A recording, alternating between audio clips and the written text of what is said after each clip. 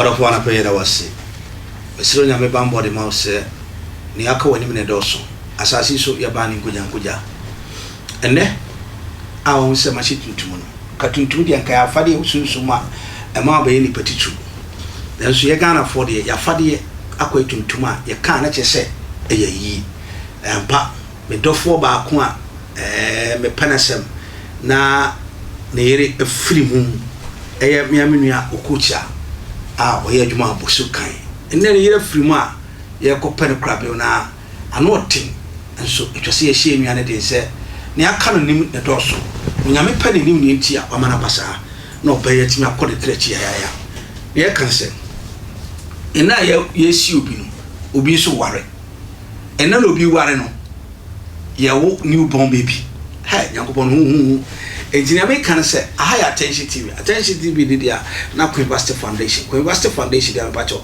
contact Queen I was 0548 30 29 85 na contact Queen na me bacho maka chose Queen enye pastries ngwa no ye me bacho ti e ba se enkwan bi na wo pe na dia lunch ho Sunday gravy bi na wo pe na dia lunch ho Sunday enam bi na wo pe se di body Queen e post to bro abuchi se amane salmon poku and those things etc me bacho ni nyina ye package a ehye Queen mu enya adoye nkwa no ye adoye de waka chose by end of this match no or konza on prison brabe kan ho na mo yenko na ye konso attention team ni nyina de akire ene ye ko ye ni yenuan prison for no kotonsa edidi eye na duafie woni ne ye ho obi kura de onya bone na edi na kopio kwahia bi so MPB kromfo bi MPB tudwatwie kromfo tantantan bi abokoro no so onko prison na mo ni ko wi abrode ba ko peno kromfo dwamanfo bi so ewrepo bi onko prison ona na masasi so emra kana mra edi ebibu bi endi ebibu bi ni ameka sa high attention TV try so be subscribe channel what to boss member you wahi to boss ne ti odi for back to back e be shishi se meko minya tena se dem zade a papa ya tena se be shishi obi na be shishi obi so dia not nipa na di nsam fon ntina me fire no so by fire no a untime na ni ameka se Ghana asofo a mo de mani ato se mba nya me adwuma mo mfa mafu onya be susu ka mo no mo wate na enen komodie ne be di mo tram e mo tin na orofo hey edua otra se jinwini no mense no edua so eso aba ne fa aba ne bidisi na dache ehia wa wedua na wedi obi afa aba na igu ase ahye no kojoto na be kan se mensa right so makton safre abayewa bi with the age of 16 years na me pese me ne twidwin komo na san komo no o papa ene na twia kompam achiwade ebo man watimi na kompam disabre ma nua ba na kwa aba na me ni shashi ndi nkomo na tobo asente nkomo na bia wo ye papa na ho ben na wo feelings etetaro mena no a yense so mu attention TV bitunya me wo beje ho tina wo beje ho gina wo hwe na ba ma hawa fa solid tape guru kataro sra ho kataro sra ho eni kwase sesere papa ye dibi na wama kwala ne o heti bema when he saw a man sees a man it's like a devil to his life many aba emo akwa ba oh kasa aya bia no kasa me man hu nchew woni odi for back to back na trans me na Ghana team o man pani na ku fa akura team ya manchia Alan kura su team Chief Alan baba ya MPP fragbara na Makan Street we nya nche bia Makan Street na obi a team Ghana for team pa na Matia seminar asem na pese bo mi nchiri mu na eya ampase o papa ne wada acha o de bi amafo beti o etiefo ti eya ampase o papa ne wada acha na wo mfi sei na mo 10 years arafa o team me so 24 ti kokko so pem so as na sample hin ne mperefo bi ahemfo bi ti ensam ba bi adrusi ankon director ano eti intimi nkwankwa no nti si e man se ne tie sa na tie na wo say na mo 10 years na what 10 years and our papa you can no die first one acha say an experience and feelings in the city na painful na say unhu be mada na papa etimi no die. What experience you have? Experience when I say moja tu. then na o papa na o da wie no then na to me hwe na nim ka kire no like na me su na me nyano mo so no by on say that different that it's your friend say me be chiche no na man be massage no and now you romantic baby nti me jo say didn't na me nyano be man in bank for na man be papa be ka say na o mama then ta o mama ni ho da bi na ye nkwala nko a na mama dey say separation abana dada na wo jai orofo me pacho tie me hwe maame fo ne papa fo a mu jaware mimi say me maame ne papa jaware deal with some on nonsense topic bi no mu jaware topic who doesn't have head a topic who doesn't have idea and so me maame ne papa timi hwe nyame ne mu jaye go jaware ya no class 2 me papa pon ba shiw say and so na wudi misika you chop my money because I'm a man of God, so I cannot refuse you. Hey, papa bia ube ja yere no fa mana nko no mo ba na mo free now ka chesa won akoko ba ma utunu madam you are idiot.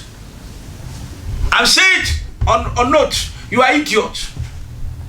But this our generation, our fathers, we take people very serious. We take our children and sons out very serious. We don't joke with our daughters and our sons. We keep them on school because Akufo-Addo has made a free education. So we did our best to support Akufo-Addo. Papa, what you make child? Mommy, what you make child? Oba, one said, Uku, Edini, in an Temsade. One Casapra, madam, you are idiot. I know mommy fought. I know mommy fought. Bama met man, and what young quadro, we idiot. My uncle.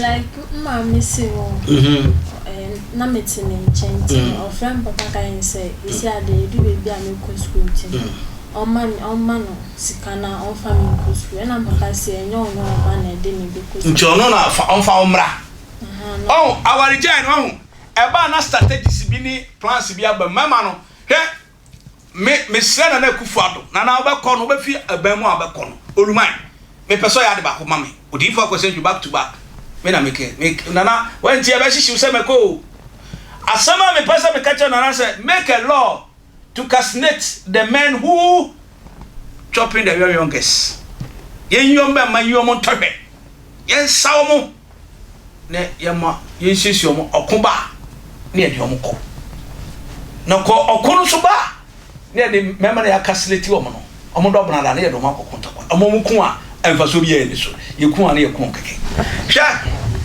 o ma me catch say o papa so fa umra asama me nkomo me no di o ma me ate onan kasa ne catch o ma me ne catch o say o di me ba be ko school na papa say umra nje sia me no kasa na che say eye o papa eno ma me ja wo hwa how many years ni na me wo 4 years na wo 4 years when you saying 16 years wow oh yes we are talking about almost 14 years plus down the line now me ba se so ma me ni so papa ni wada onim nti mo bompa ya mo ayisa musu na papa na ye na firi ho ya kwa so ye bompa ya ma me debia but still no or that I mean spiritual oh papa tata on spiritual what's the papa what Jimmy wait is he telling 50 years me if I'm a judge you go 50 years life in prison and we cancellate you be you talk your baba oh this kind of things when back to back when I get you I will fire you I will make sure your body will show out of all mami go commercial break mrana asamre mu adedodo if I move to commercial break na queen enya adwuma na queen vast foundation wonya adwuma na penkwan papa bi wo queen ho no onfa mero what Sundays obetima popo Sundays obetima popo Saturdays obetima popo Mondays me part of contact queen mami go commercial break ma cameraman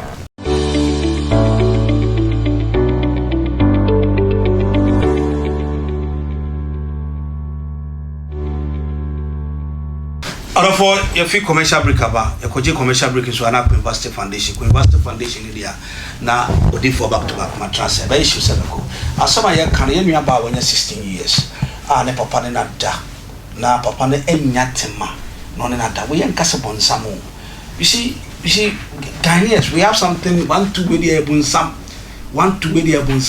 Look at what the girl was saying. Said, "Ne papa san tormenting in spiritually." Oh papa was some circle inside honey. Oh, Malam was circle inside. Oh, out of what? When I make us say Malam for Nanka Islam. Some ya kasa obi ya Malama. Where you church but na Malam for Ben and Kwasiasam. Sabi into Malama Wuji sa contract ya Papa Mwane ne bada. Na wo Malam Nyambetuaka. Nyambetuaka Bapatamo. O Bosomoso. Oba patam one madam to adaba popnata papa so patam Friday na me tua muka woni wo party me Sunday we osan ne kwamala mo chese o come on want to men kasa don't speak onyamere ye boafo high attention tv obebi says that papa boafo sa me nye say me so for me so kwase asem so sa but o papa how many times no wada twice first na me ya kola and a second one so no anyi Nam form 3. Form 3. Next one bobo nufu. Next papa ekura no nufu awurade sam Isaiah 66 verse 11. Asinu nufu ne hunyansa na adom na enunyam mra wo so. Sara Bible kan. Nyam na meka. Isaiah 60. Oh, rate. Okay. Isaiah 66 verse 11. Bible said nufu nufu na nyanyansa na adom na enunyam mra wo so. Na ti se nufu a anka obi benum na ahye enunyam ama krachi ne tumi wada chi waya baba wawade wo na anka dachi okoyo obi hima bi no o papa num nufu no o papa hanyame ani manum nufu no papa nyambe tua oka nyame wetua oka wate nyame tua oka wate obe branch we wate odi for makesel aya mi di mi sie no ba se enti no me ene ba de enti na me di mi adenti na odo hu sie no na se papa nsa na mo wakosu ekuma enso sabi aburu se me na nya do mo fa nche na ba bi asem na du no we yentimi wie ye beto aso won aya na asensem bi wa asisi ana ya atwetwe aso asem bi twetwe aso asem bi se asem kash o papa e ka kire os ade na odo hu sie no nti ono family sie motini so mensa se menchi ase menso ni bemem so ni bemem na menchi mensa adofo me re kura ko hwa kwade ya o ma me dia odi ya bode wo so ebon fa nche me se dia ba sare ba o ma me ya to pan woda ho no a chese se na me sihwe papa no okita be ma boni idro no de ma wansa wa fa mi nanka wo ma waduro wo papa ma waduro no me no e de aduro no eno me ko chobi si bae no adechin Sunday yakwa sorry me collapse tina me nim ti omo de me call hospital ti omo de me call omo se menda ana se omo bisa me se den na ya me wanya psychological mind pressure eno ya me prof psychological mind pressure ha omo se ya me dwen ana o dwen na nka che so papa bo akwam ya sulutu ena oma me some jury I say me no man na dose like my emre na nti we amra na papa sa tie si so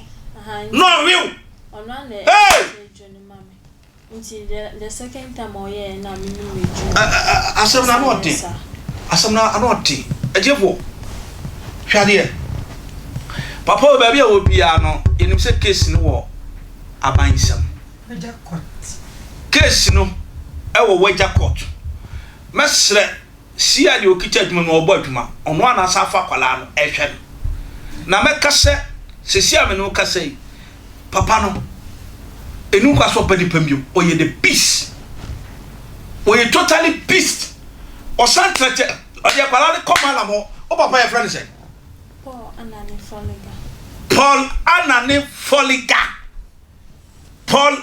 Foliga Togo fo nyina muntie Togo hine awo ho sam free Togo Togo hina wo Togo dawo me ohene akache hene mu nyina mumbom na mu make sure say Paul anane foliga mama mani pambi o the fin akomano nti si ayi o papa ya usa o define wo no omo jino dwan manya she ansana me de be call police station information say I'm showing papa into have to tell church members now church members no so dwan we o manya she for me catch church be no o call Roman Catholic Church. Well, look at this. Oh, good Saint Clair for Nimasi. He had defied and disgraced Saint Clair. I've been to Roman school before. In my young age, I went class 1, class 2, class 3. We built the church on the Roman on Mipo. Look at you. Damn it, and I make a train, me uncle, no more to go. Back over Ghana, say, dear friend, it's nothing, and I make a say, missing a papa, the mapa say on Yeda. I see on name is Ada. Night chance, where a second time. And I miss some from say, anything to us on the local police station, so I want to mean your found there. And I made us some local police station. Until I got down over say 1 week. As all kind of correct. And Uncle be sound one cast on me there, but say, we a touch. A touch. Touch. Hey, me bow. Me bow. A dow papa yini permano. Or shall I catch a message? What the order for such? No, ma. What the mammy fat in her. A sussing we. A sussing we. Ain't me guest here. A best way you know a carbon. I'm sure. Net a one so. Then shut down was and shut down was now second day dear and also can't and maybe son say second one or something and besides I didn't know yes and says and yes she's in a way I'm in the veg cake. Are they now oh papa said who saw your mamma oh mamma indeed a dark bearman sorry I will share with some soon. Missing soon, not me soon. Now oh papa didn't bear much of a number. Oh yeah, like for some years in Tiam, the last be your castle. Or say money BG. Oh papa said money BG. Oh papa said money BG. Oh, what a BG? You don't know BG. Oh, it's evil. Aquarium crutches or innocent. Not papa we Paul. Ah, or innocent. I say what a BG. He doesn't know. Me church room. Nti mi jani nti na anajono mi jani pie nti mi pie no sitting china cha mi beda den na me se me. Eh, then so papa person ya na yere prekope. Na ofa abuba de bo mi ti. Eh! Nti mi da kwan ni e ko no ko da jam nti mi sorry kaka na mi ko da sam. On computer bi mo e fie ni ko. Na me ko da nti ade chi na mi tru se me ko fie na me san ko. Nti wanti me anka jonso daddy obema sododo. Wanti man kanjere no. Da kwai pepe second day. Like me die. And so what that what dozy. But me imagine and also the one bleedy. That imagine me say die bi na me. Die bi na so. Me sorry and who say spam wo ho. O papa ho aba. Ogina me nim ne ke. Na e ho na me bi san senti adenti na yesa. O say e man ni agi keke. Ti me man say ade chia na makoka tire. Mami no. Na mami no so born na mane de no kan. Ono no munim dada. O munim se papa no woda. O start say no. O munim se papa no. O papa de nsa hihye o hoda. Dabi. Eya, o mu se mi obi a mi pe. O yesa na mi struggle gidi da se nti e be me be free ni nchen kra. O be free ni nchen. But now be fufu. Ah. Etifo. Asam na no odi you. Papa wa wo ba. Send you back. O papa can be so when I corner and answer the general order. O sin the betty keke. Nti sano nti ebe o ye second one na mo ni senti na dia me bisa ni bia o ye ma me nti na say o papa na o da o bisa ni bia o de ma. Me dia me bisa ni bia. Aya o bisa ni den. Like annually school ni ama na say nso ono kwa me kwa isi abe me nwan mo ko nti aka me nko a nti ono to me panties ni browns na bibia ma me oto anwini oto ahwenya no mam na me se me bibia me nyi me kasa me timi a hye ma pass da bi da obeshama na papa hwe wo private part no o hye ma me ba ahwenya ni yate mate nti wo papa sisi owen o fie o te konse wo hwe papa benya se oh 58 years ajevo yentimi nkan nyina wie me pese next week ye beto aso na ya hwe nsunsan so de aprew because you say no me no din komo ka chem say you hate a man what be me bia no nti ana pekura hu me kura na abuafu arabo se me ka se ye nwie ye nwie aha attention TV ni dia na anapai mini ya ba kuma ina tnase o so dey say Mary Foliga ena papa so de Paul anane Foliga papa nyam betu akawate 58 years me pese me keso nyame ya keso dada nyame wa keso dada wicked idiot o papa ko prison about how and it me cause you no be fie no but still nice and member by or worry no worry and also make sure na area no and na area can so damage because of the ono ne baba just opa next week e beto aso asem we mu du sama me no so ho oh ye be hwe ma me wei akọ no see on person we can say be nti ono papa na da so te only because of me joining papa ono papa jai ye be hwe ma me na ye benya ma me contact ye be hwe no a na na otwe etiefo eno ye be call life but ye ma na nim emma tie ye be call life ye ma na nim ma because we student. It's like my younger brother. What's my guy America bro? It's my younger brother. Enti my younger brother there not yase say papa no wadi nkwase asem sa me baba wa SS2 16 17 like this age no po yema kono na ayo me ba no bi ne ba wa no akrobeto besi we papa we anka Rory Starmer esi amani to timayam 68 times ye gini fiata nesa o papa ne ni chinketenkete pepre mumu se mu ya pepre ne hwentia o papa ni tie no feeling man da be tia oka o kesa be di bisam why you be come on wodru onofo high attention TV so they na Kwebasti Foundation there stay out of trouble. If you don't know your case come to my hand you go feel am case no ye be die chiri na ye be hwep na makolai the bad mind na hunting so hu be mana ne go funu o anem bisa da fo hu kura na me yere ya da hwe papa wo de ade we awurade mu e be na kolai timi onyi na e se be ma ware na he can do it ontimi na wo twe be hwem sia de kura case nkita no e be hwem na ye drosko na ya kwanim na Ghana mra ennati o deserve 50 years in prison nyame ba makrao bye bye.